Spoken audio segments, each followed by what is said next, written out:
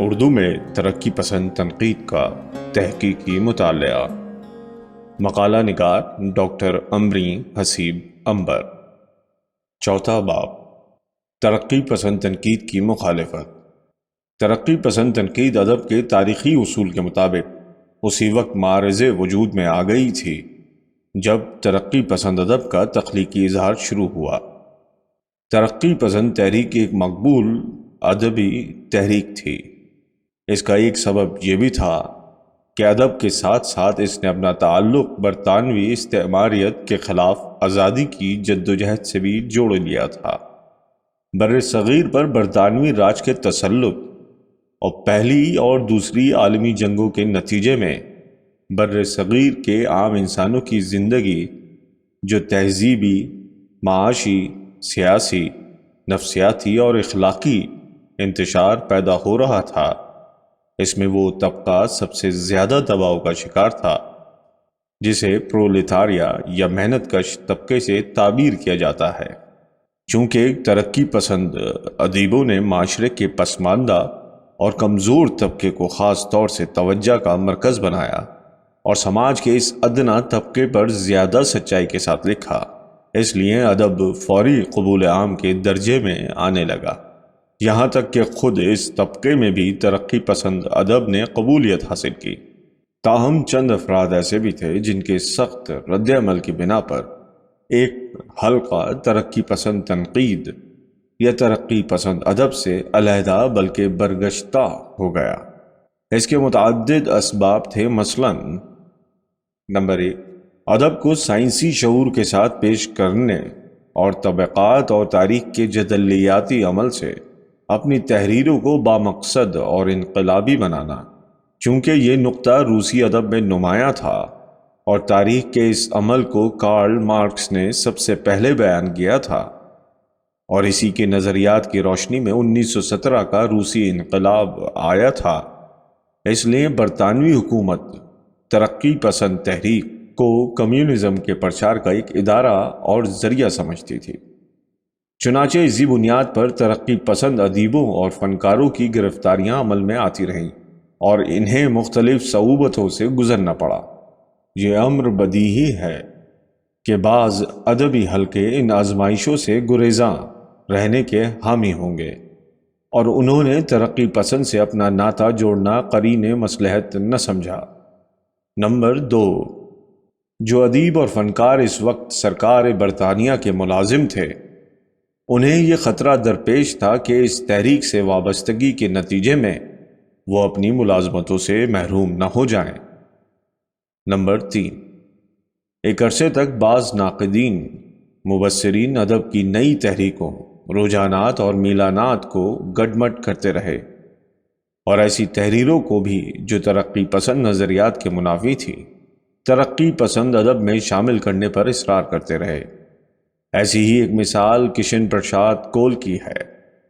اپنی کتاب نیا ادب میں انہوں نے عصمت چغتائی، نون میم راشد، میرا جی اور بعض دیگر ادیبوں شاعروں کی تحریروں میں جنسی موضوعات تلاش کر کے یہ ثابت کرنے کی کوشش کی کہ ترقی پسند تحریک ادب میں فحاشی کو رواج دے رہی ہے۔ لہٰذا اس امر میں بہت دیر لگی کہ ادبی حلقے ترقی پسند ادب، افادی ادب، نیا ادب، ادب برائے ادب اور ادب برائے زندگی میں فرق کر سکیں۔ اس ضمن میں ڈاکٹر اختر حسین رائے پوری اور پروفیسر مجنو گورکھ پوری کی ابتدائی تنقیدوں نے اہم کردار ادا کیا۔ نمبر 4، ادیبوں کا ایک گروہ اس وقت بھی تھا اور آج بھی ہے جو نظریے کے خلاف ہے۔ محمد حسن عسکری ہوں یا انتظار حسین، گوپی چند نارنگ ہوں یا شمس الرحمن فاروقی، ادب میں نظریے کی شمولیت سے گریزاں رہتے ہیں اور یہ ثابت کرنے کی کوشش کرتے ہیں کہ ادب نظریے سے آگے جانے کے بعد تخلیق ہوتا ہے۔ نمبر 5، روس کے انہدام سے قبل دنیا میں 2 بڑی طاقتیں تھیں۔ روس میں چونکہ کمیونسٹ حکومت تھی جسے مذہبی حلقے ملحدانہ اور لا مذہبی معاشرہ قرار دیتے تھے، اس لیے امریکہ اور اس کے حواری روسی نظام کے انہدام کی کوششوں میں تقریباً 75 برس تک تن من دھن سے لگے رہے، اور آج بھی چین، کوریا، ویتنام، شام اور کیوبا جیسے ممالک کو شکست دینے کی کوششوں میں ہم وقت مصروف ہیں۔ غور کیا جائے تو یہ ادبی نظریوں کا ٹکراؤ نہیں، بلکہ دو معاشی نظاموں کی کشمکش ہے۔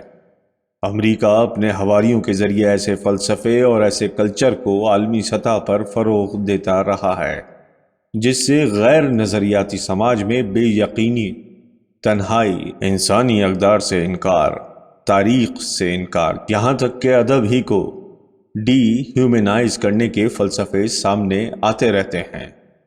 وہ ادیبوں کو مختلف انعامات اور پبلسٹی کے ذریعے اپنا ہم نوا بنائے رکھتے ہیں۔ اس طرز عمل سے اردو کے ادیب و شاعر بھی متاثر ہوتے ہیں، اور وہ ترقی پسند نظریات کی مخالفت کو اپنا ادبی مسلک سمجھتے ہیں۔ ان عوامل کے علاوہ ذاتی اور خاندانی محرکات بھی ترقی پسند نظریات کی مخالفت کا سبب ہو سکتے ہیں۔ اسی طرح ہم دیکھتے ہیں کہ کچھ لوگ ذہنی آزادی کے نام پر ایک اور قسم کی ذہنی غلامی کو قبول کر لیتے ہیں۔ ترقی پسند تنقید نگار اپنی تحریروں کے ذریعے تاریخ ادب کا ایک حصہ بن چکے ہیں، تاہم اس تحریک کے خلاف ایک طرف تو حلقہ ارباب ذوق تھا اور دوسری طرف PEN سے وابستہ ادیب و شاعر اپنے انداز میں کبھی حب وطن، کبھی اسلامی ادب، کبھی غیر جانبدار ادب اور کبھی غیر نظریاتی ادب کے نام پر اپنی شناخت بناتے رہے۔ ان میں رشید احمد صدیقی، مولانا اختر علی طلحری، محمد احسن فاروقی، محمد حسن عسکری، ممتاز شیرین، خلیل الرحمن اعظمی، گوپی چند نارنگ، شمس الرحمن فاروقی، ڈاکٹر وزیر آغا، ڈاکٹر انور سدید وغیرہ نمایاں طور سے شامل ہیں۔ ترقی پسند ادیب اور ترقی پسند تنقید کے متوازی جن حلقوں اور گروہوں نے اس تصور ادب کو قبول نہ کرتے ہوئے مخالفت کے لیے سر اٹھایا، ان کا تجزیاتی پس منظر سردار جعفری نے اس طرح پیش کیا ہے۔ اسی زمانے میں ایک گروہ نے سر اٹھایا، یہ حیت پرست، ابہام پرست اور جنس پرست ادیب تھے، جن کے مشہور نمائندے میرا جی، یوسف ظفر، ممتاز مفتی، مختار صدیقی وغیرہ تھے۔ یہ لوگ کھلم کھلا ترقی پسند تحریک کے مخالف تھے اور اس کا اعلان کرتے رہتے تھے۔ انہوں نے اپنی ایک الگ انجمن حلقہ ارباب ذوق کے نام سے قائم کر لی تھی، جو لاہور اور دلی تک محدود تھی، لیکن ترقی پسندوں کی تحریک سے زیادہ منظم تھی۔ ان کی بنیاد یہ تھی کہ ادب کا سماج سے کوئی تعلق نہیں۔ جیسا کہ علی سردار جعفری نے مزید تحریر کیا ہے کہ احتشام حسین نے رشید احمد صدیقی اور علی اختر کی تنقیدوں کا جواب دیا، ممتاز حسین نے ادب اور انفعالی رومانیت پر حملہ کیا، عزیز احمد نے اپنی کتاب ترقی پسند ادب میں راشد، منٹو اور عصمت کی جنس نگاری پر تنقید کی۔ آج کے لیے بس اتنا ہی۔ تحقیقی مطالعے کا بقیہ حصہ اگلی پوسٹ میں سماعت فرمائیں۔ شکریہ۔